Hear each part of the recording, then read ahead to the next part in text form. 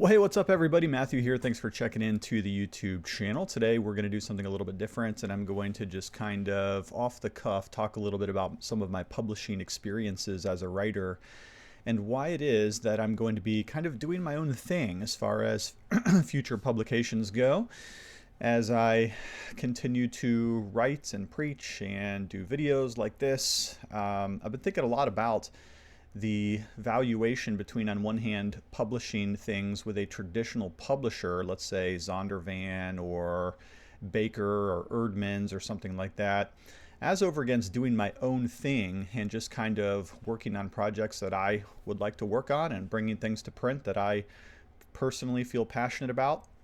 And so I'd like to, if you'll hang with me for just a little bit here, I'd like to kind of weigh out for you some of the differences between traditional publishing and independent publishing, and why it is that for at least the near future, I'm going to be moving more in the independent publishing lane rather than trying to go with some kind of a big Zondervan type publisher in order to substantiate my work. Well, if you're new to this channel, first of all, let me just give you a welcome here. My name is Matthew. I am one of the pastors at Gospel Fellowship, PCA. We are a Reformed Bible-believing church just north of Pittsburgh. If you're looking for a church like that, please come check us out. Gospel Fellowship, PCA, sweetest people in the world. We're grounded in the truth of the Word of God. Our traditional worship is deep and enriching and meaningful. So seriously, if you're anywhere in the area, please come check us out, Gospel Fellowship PCA. All right, well, let's think a little bit about publishing today, shall we? Of course, part of this is that I am launching a republication of my dissertation, which I wrote while I was at Reformed Theological Seminary in Orlando, Florida. My dissertation is called A Theology of Joy, Jonathan Edwards, and Eternal Happiness in the Holy Trinity. And part of the reason I'm doing this video is I kind of want people to know about it. So here it is. It's coming out November 7th in a new second edition, expanded edition form. And part of me bringing this out in a republished package, new presentation, new cover, new bunch of chapters at the end is an expanded edition, is because of my experience with traditional publications and wanting to take that creative process into my own hands, as it were. So let me just back up and tell you a little bit about my writing story. I kind of grew up with the assumption that if a writer or a pastor can get a mainline publisher to bring their work into publication, then that was sort of a merit badge that established you in terms of having real bona fides in terms of writers' credibility. And I think most of the world kind of assumed that up until very, very recently. And there's good justification for writing with a traditional publisher. For one, if you can get a book through a traditional publisher, it's already kind of made it through the filtration process of excellence. And what I mean by that is simply this. Somebody has read the book. Somebody has said this book is good. Somebody has said this book is good enough that other people should actually read it. Now, that's not true for a lot of things that are written these days. There's a lot of things that are written that are A, not good, B, that nobody else should probably read them, and probably aren't worth the time of financial investiture, in other words, putting capital into the project, because bringing a book into publication does take quite a bit of effort and it does take money. You'd say, well, it's just paper, right? And paper's cheap. Sure, but really most of the cost goes into the editing processes of having a real human being put eyeballs on the project, make sure it's coherent, make sure it's well written, make sure it has a point, make sure it's not wandering like some kind of a country road going nowhere, but that the book actually has something to say that hasn't been said 10,000 times better by other persons. And so if you can get a traditional publisher to accept your work, and that's not always very easy to do, then they are going to put a lot of money into the editing of that project, to its graphic design, for its covers and things like that, and certainly for its publicity and its marketing, which also costs a lot of money. This is why for most of human history, since the Gutenberg printing press, if a work is going to actually get published by what we might call a traditional publisher, then it's probably pretty good, at least for the most part. Now, there's obviously just a ton of books out there that are not very good, but that's still the tip of the iceberg weighed against everything that has been written. Because just getting through those processes is hard enough. So I assumed, like many of you probably did, that if I could get a real publisher to have a look at and approve and actually put through some of my writings, and that was sort of like a merit badge on my chest. It was instant credibility. Okay, but things have changed for a number of reasons, and we're going to go into some of those reasons here today. Now, one of the problems with traditional publishers is simply this: how can you get them to approve your project when there are so many other projects? This has been part of my frustration as I've tried to seek their approval and things like that over the years. I thought when I was young that, hey, maybe I have some talent in this area, who knows? And so I tried to get a few things forward, only to be stymied time after time after time by not being able to get a project through.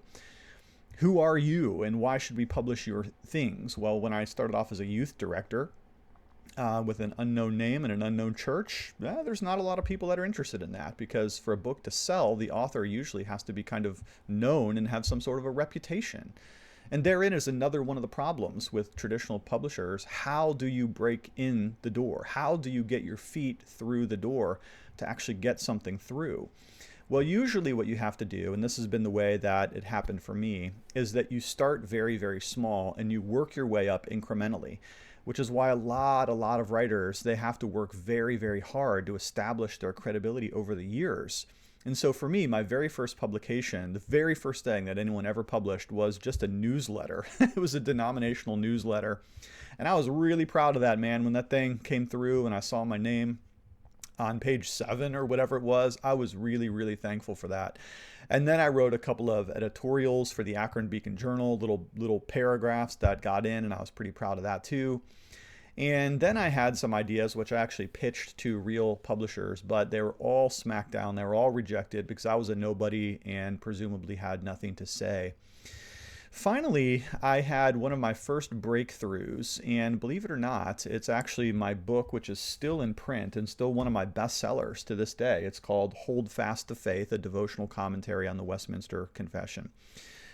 This book sells still all the time. Every day I'm selling this book. This has been a book that people have thought was very, very helpful because I did something kind of new.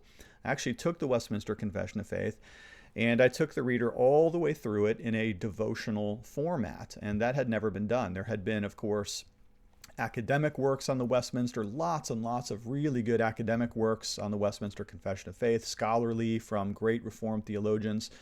But little old me, I decided, well, let's do it in a devotional format. And so I took every chapter of the Westminster Confession, and I did a little bit of look back to its history, a little bit of looking deeper into the doctrine, and then a little bit of practical, how do you live this out in your daily life? And lo and behold, people liked the idea. And so here's what happened to me in this process, okay? I got this book published by a traditional publisher called Reformation Press, which you've probably never heard of, and the reason you've never heard of it is because it went out of business. So one of my first successes was very short-lived, because the publisher itself was so small that it actually didn't weather the storm and it died out. So what happened is that the rights to the book came back to me, okay, as the author. When the publisher goes extinct, then all the copyrights, all the rights came right back to me. So I had to say to myself, well, gosh, what am I going to do with this? Well, here's another problem, that traditional publishers, they don't want books that have already been out on the market by publishers that have gone extinct. So I went solo with that project, and believe it or not, people still buy this book all the time. I could probably check the Amazon sales today, and there'll be 1 or 2 people, maybe just 1, maybe none, but every week, definitely people buying that book because it's had some pretty decent recommendations. Now, let me tell you about the financial realities of writing, because here I'm going to have to be really, really honest with you about what happens with writers, okay? If you're thinking about writing as a career, publishing books to make money, whew, man, you have another thing coming, because very, very, very few people are actually going to make money writing books. In fact, let's see, do I have a catalog? All right, so I've got a catalog for Reformation Heritage Books. Awesome publisher. I love these guys. I would love to work with these guys. I really, really mean that. But a lot of the books in this catalog are going to be what you call a loss leader. That is to say that they're not going to make Reformation Heritage any money at all. They're going to be losses because they're going to sell less than it's actually worth to edit it and to publish it and to market it. Well, how do publishers make money then? Well, that's because you have your gain leaders. Those would be those books that sell like crazy. And you know who the gain leaders are in any kind of catalog like this because they're the books that are on the front page and have huge full page advertisements, whereas all the ones that are put in little prints, those are going to be their loss leaders. Now, why do they need loss leaders? Well, because you can't have a catalog that just has one or two books. There would be no point in doing that kind of marketing. So you need a catalog that's sufficient enough so that there are a bunch of options. And sure enough, some people are going to buy those little books that not everybody is interested in. And so it's in the interest of the publisher to have a broad panoply of offerings, but especially they're going to want to sell those books that they're really planning to make money on. Those are going to be the ones by the big heavy hitters. That's going to be your John Pipers, that's going to be your Joel Beekes, that's going to be your D.A. Carsons, your Tim Kellers, whoever else is out there. But all the little guys, all the little Matthew Everhards out there that nobody knows about, they're going to be there just to substantiate the catalog so that that publisher has enough stuff to really make it worth doing this kind of mass marketing. Okay, so there's some financial reality there. So one of the things that I learned about doing this book and the first publisher that went out of business is that I made $0 from it. Now, I worked hard on that book for months, and even several years I worked on this book. A lot of people told me the concept was great, but I never made even $1 that I can remember. Maybe I did. Maybe I made $100. Let's say it was $100. I don't want to exaggerate here. But that was not worth the time. You could do practically anything else. You could get a job at McDonald's and you would make more money per hour by doing that than trying to publish a book with many traditional publishers. Now, let's talk about some financial realities, okay? The reason I'm doing this video is so you know how the inside business works. You're going to know how the sausage is made. Now, here's another book right here. This is Holy Living. This is one I did.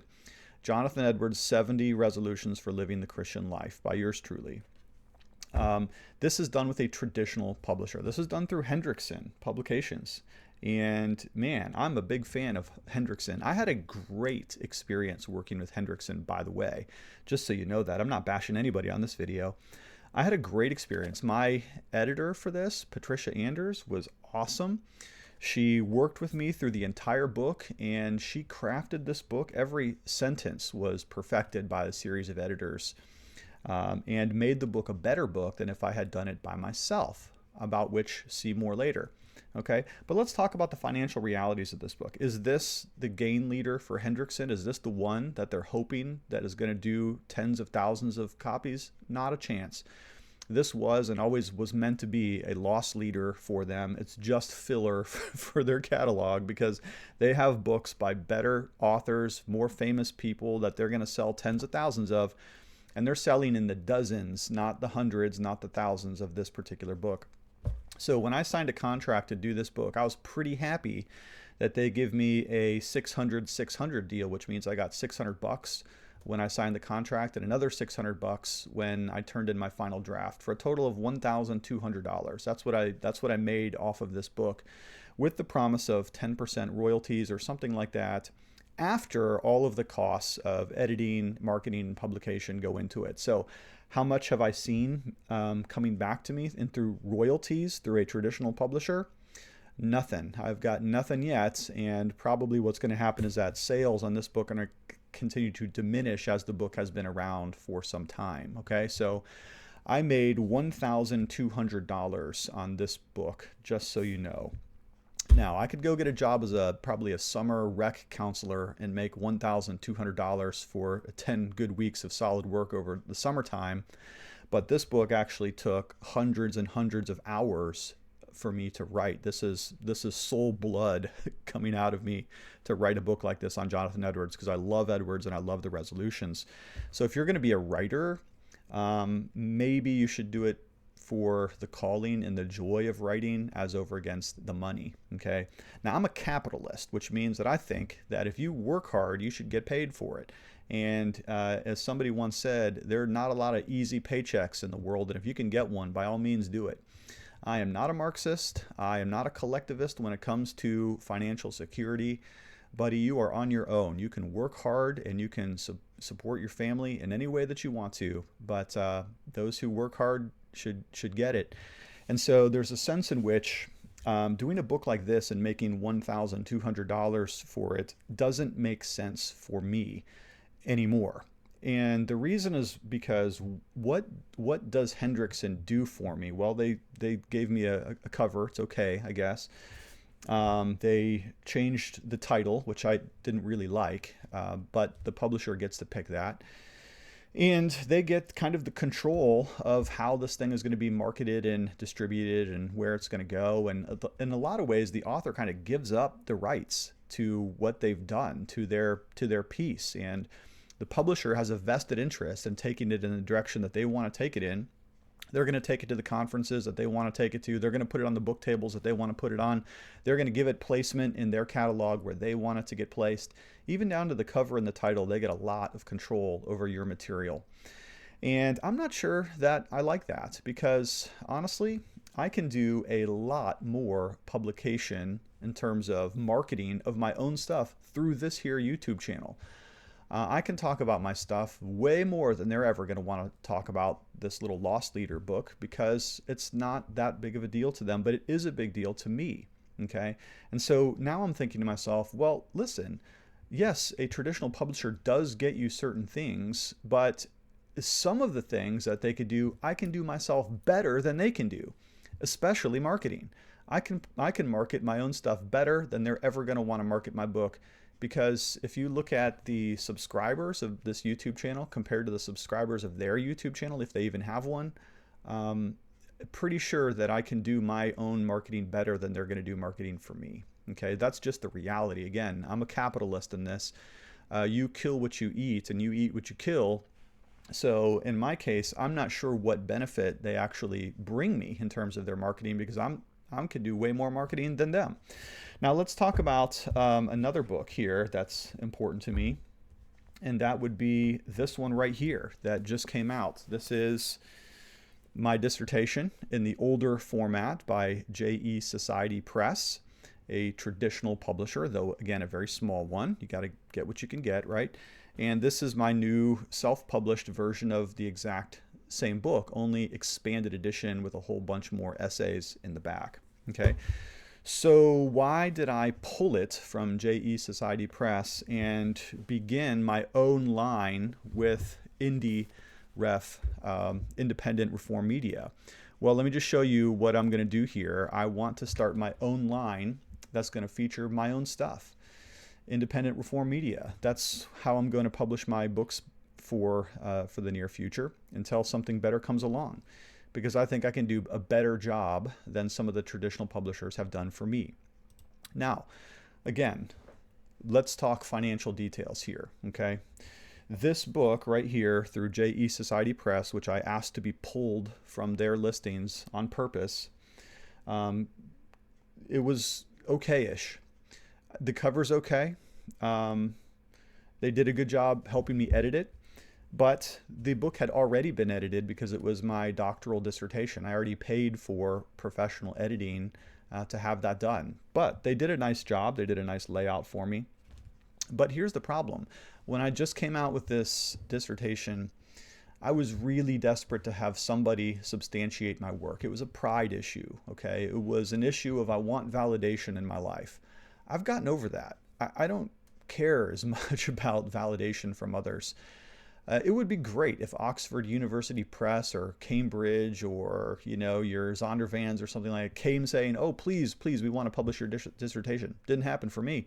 May happen for you, but it didn't happen for me. And so I was just like really, really hoping that anybody would say, hey, your stuff, it should be out there. So I jumped on the first wagon I could. Actually, it wasn't the first wagon I could. I got denied a couple of times by other publishers. Whipfenstock, by the way, and some of their imprints like Cascade. Let me tell you how those guys work. If you see a book by a pastor or a scholar or a professor with Whipfenstock, a lot of times they're actually paying the publisher to do the editing for them. You say, well, that's crazy. Why should the author pay the publisher? Shouldn't the publisher pay the author? Yeah, should probably be that way because they're going to be making all the money off it. But a lot of times, some of those publishers, they still want you to pay to do the layout and the editing and all that kind of stuff. So don't be too impressed when you see some books by publishers like Whipfenstock, because actually they used to call that a vanity press because you would actually pay them when they should be paying you. Well, that's totally backwards. All right, so really wanting somebody to please publish my dissertation, I got into an agreement with J.E. Society Press, who does good stuff on Jonathan Edwards. I've written for them before, but the agreement was not in my favor. Not at all in my favor. And I don't want to go too much into the details there, but let me just say I should not have agreed to that in the first place, because I never saw even $1 come back in from that book. How many did they sell? No idea. How hard did they market it? No clue. I know it's on the website, or was on the website, but eventually I kind of came to the place where I was thinking to myself, you know what? Why should somebody else make the money off of the project that I poured my life into for years? Never seen one paycheck, probably not gonna see a paycheck on this particular book. Why is it that somebody else should make the money for my hard work? Well, I wanted to get out of that agreement real quick, and so I actually did, and thankfully, the publisher there was benevolent enough to actually let me out of the agreement. Probably could have said, no, we're just going to keep your stuff forever. We'll make the money and you'll get nothing. But thankfully, they were gracious enough to let me out of that contract. And so the book went dormant for almost 2 years. Nobody was reading A Theology of Joy because it wasn't available until I finally got it up and running again and again. So I'm putting it out, and here it is, Theology of Joy, Jonathan Edwards, and Eternal Happiness in the Holy Trinity. So the bottom line in me thinking through all these things is simply this. I think that traditional publishers are losing their place. One, because I no longer care if somebody else validates my credentials. Okay. I've got my degrees and I've got my ordination, and that's the validation I need. I don't need Oxford University Press or Zondervan or Baker or Erdman's to tell me that my stuff is good. Maybe it isn't good, but I'm going to try to keep preaching and teaching and speaking the message that I feel that the Lord has put upon my heart. And not only that, but with the stilted kinds of contracts that are offered to most of us lost leader type authors, where we're never going to see a dime from our hard work, I just think that that's kind of backwards. I think that's not interested in that anymore, because I don't need the credibility tag that they could otherwise give me for what I've done. So with that out the door, then it comes down to marketing. Are they going to market my book better than I'm going to market my book myself? Answer, no. I'm going to market my book better than they're going to do it for me. Even if I get a place in their catalog, what good is that? Even if they put it out on a table at the ETS or the Gospel Coalition or the 3G conference, man, there's thousands of books at those conferences, and mine's just going to be one in the sea. So I might as well take control of my own content. I can give myself the titles on the cover of the book that I want. I can actually pick my own title. How about that? I can have covers designed or design them myself that I think are attractive rather than the other covers that they just give me. And with Amazon CreateSpace, the royalty structure is completely flipped over. Amazon CreateSpace, man, maybe I don't know what you think about them as a company. I'm not thrilled, but look, the author gets something for every single sale. Let me put it that way. Okay, that stilted, you only get paid if we make our money and then it's only 10%. That's almost completely flipped over on itself. And so again, I'm a capitalist, so let me just talk dollars and cents with you for just a second. I hope this isn't too personal, but By taking this book off of the traditional publisher and putting it on as IndieRef, Independent Reform Media, I've already made more money from this book than I ever would see in a lifetime of it being with some other person. And the book hasn't even been released yet. So I'm thankful for that. And as for Hold Fast the Faith, this book right here, which had originally come out looking like this, what did I get, $100 for this? This book sells every single day. And again, the royalties through IndieRef, Independent Reform Media, publishing them through Amazon CreateSpace, completely flipped in my favor.